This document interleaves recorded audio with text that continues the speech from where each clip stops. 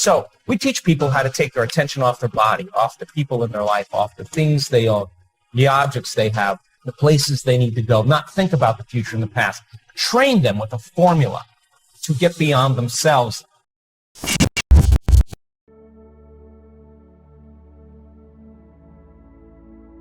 I'm your host, Dr. JOE Dispenza.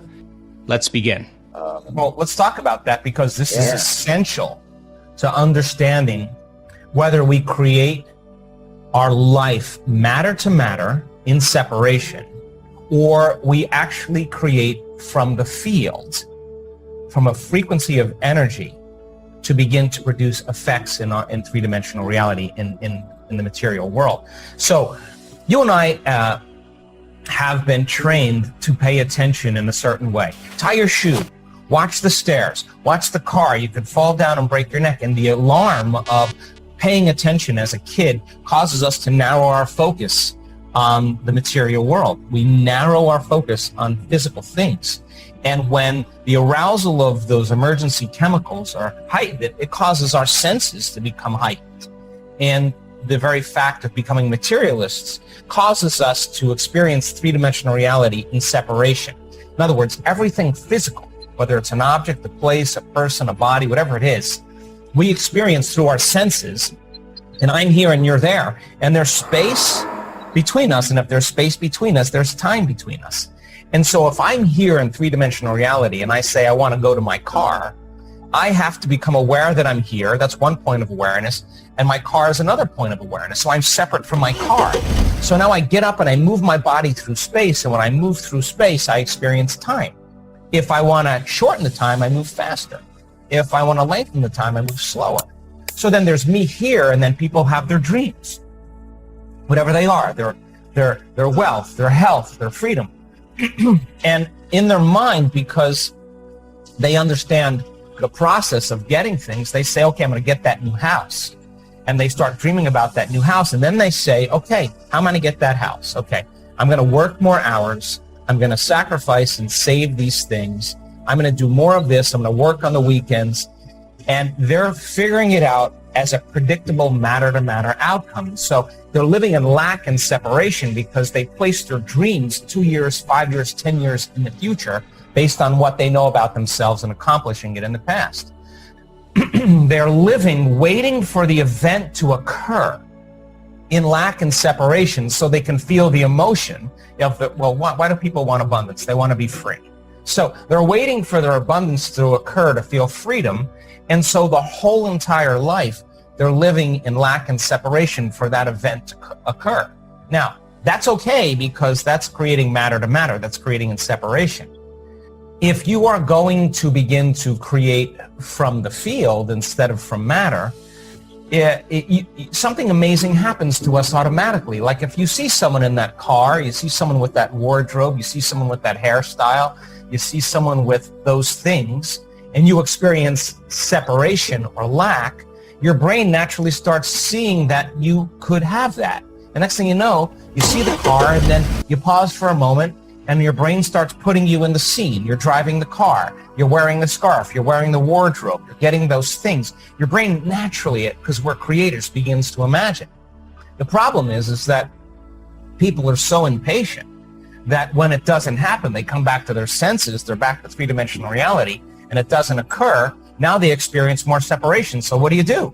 If you're in lack, you're in separation, and you're in survival, you force outcomes, you control outcomes, you try to manipulate outcomes, you fight for those outcomes because you're matter trying to change matter. And so there's only a certain number of things we can do. We can compete, we can do whatever, but for the most part, we're enslaved into three-dimensional reality. And the hormones of stress then give the body a rush of adrenaline, and we feel our body more. And the arousal causes us to put our attention on our environment, on objects, people, places, and things, and we are thinking about the predictable future, trying to predict the future based on the past. And where you place your attention is where you place your energy, and all your attention and energy is immersed in this three-dimensional reality. And now you got to play by the rules, and everything takes time for you to get. So we teach people how to take their attention off their body, off the people in their life, off the things they own, the objects they have, the places they need to go, not think about the future and the past. Train them with a formula to get beyond themselves and disconnect from all of their attention and energy out of this three-dimensional reality. Take their attention off of everything that's known. And if you do that properly and you're not aware of your body, if you're not aware of the people in your life that you identify with, you're not thinking about your cell phone or any object, you're not thinking about where you're sitting, where you work, where you need to go, you're not thinking about the future or the past, you're in the present moment, then what are you? Your consciousness. And now that is the eye of the needle that passes you through to the quantum field. You can't enter that place as a somebody. You got to enter as a nobody. And it turns out that our research shows that when people do this properly, now there's elegant changes that take place in the brain and in the heart. Now, all of a sudden, instead of in survival, drawing from that invisible field of energy and information surrounding your body and mobilizing it into chemistry, and the field around your body shrinks, you become more matter and less energy. When people dissociate from everything known in their life and they take their attention off of their body, their environment, and time, now all of a sudden, energy moves into the heart. We've measured this 1,000 times. Energy moves right back into the brain. And now all of a sudden, the brain starts getting very synchronized, very organized, and there's a cadence that's created in the brain. By the same means, they're slowing down their brain waves and they're getting beyond their analytical mind, their thinking neocortex. And the brain gets highly organized. The heart begins to become organized. The heart produces a field around the body. That's energy. That energy is a frequency. Frequency carries information. And now they have the energy, once energy makes it here, to lay a thought on that frequency. And now they got a Wi-Fi signal. Now they're connected to something greater. Once energy makes it to their heart, they're not feeling lack and separation. How could you feel lack when you're feeling whole? How could you look for your dream to happen when you feel like it's already happened? And people are changing their energy. They're connecting to information. They're suggestible. They're able to access frequency that's carrying information, not through their senses, but through the field. And when they do this properly, and we could actually predict it, there is a dramatic change that takes place in the person where they have an inner event that seems more real than any external event in their life. And this is the moment where they connect to something greater. And this is the moment where when they finish their experience and their inward process, they feel like it's already happened. Now, if you feel like your future has already happened, you feel the emotion before it's happened, you wouldn't be looking for it when it would happen, because that would mean you're separate from it. If you feel like it's happened, why would you look for it? There's no place to look. You're in the present moment. And it's this kind of energetic shift that begins to cause those synchronicities and those coincidences and all those wonderful events that start showing people, wow, I'm actually creating my life.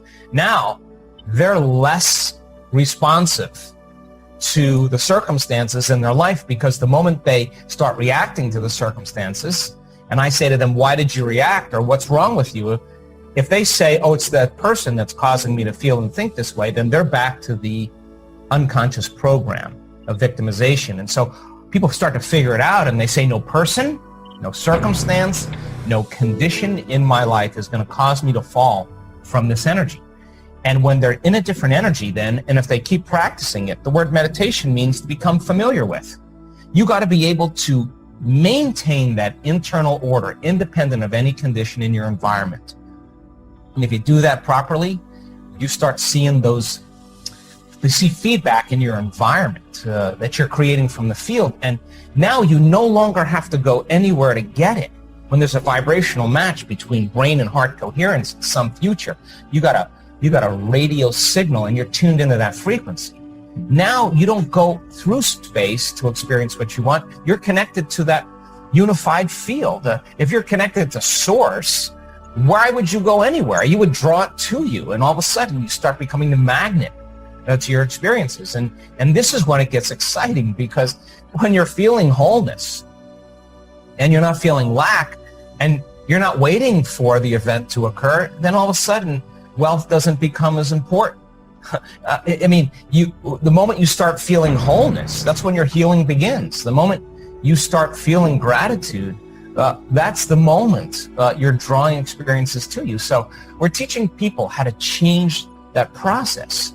And I just think that these times, more than ever, are a wake-up call for everybody to really start looking and becoming conscious and really seeing how they're going to emerge from this experience. And by the way, in a time when there's separation, in a time when there's isolation, when there's a time when there's some quarantine and fear that creates this kind of separation, I said to my community, oh, no, this is a time for us to unify. And we have research to show you don't need to be in someone's physical presence to cause them to feel love. In fact, we've done research to show that when you get a group of people together and they all start opening their hearts and they start synchronizing their energy and they have the thought of somebody, because these are people that are trained now, they have a thought of a group of people or somebody that their life be enriched, that their body be healed. And we're watching a non-local effect of a person's heart going into coherence, being influenced by energy. Wow. Then I said to my community, well, now more than ever, we have to unify as a community. We have to then, in a new consciousness, in a non-local way, create a greater understanding and unify in this time. And it's love that bonds us. The frequency, the energy of love is what creates connection. And we have to just get here. And so this is the time in history now where a new consciousness has to be born. And it's not one individual. That's the wrong interpretation of the prophecy. It's a collective consciousness that is built in a higher frequency. And frequency is energy. And energy carries information, carries consciousness. And so we have to move to a greater level of consciousness and the consciousness of this condition.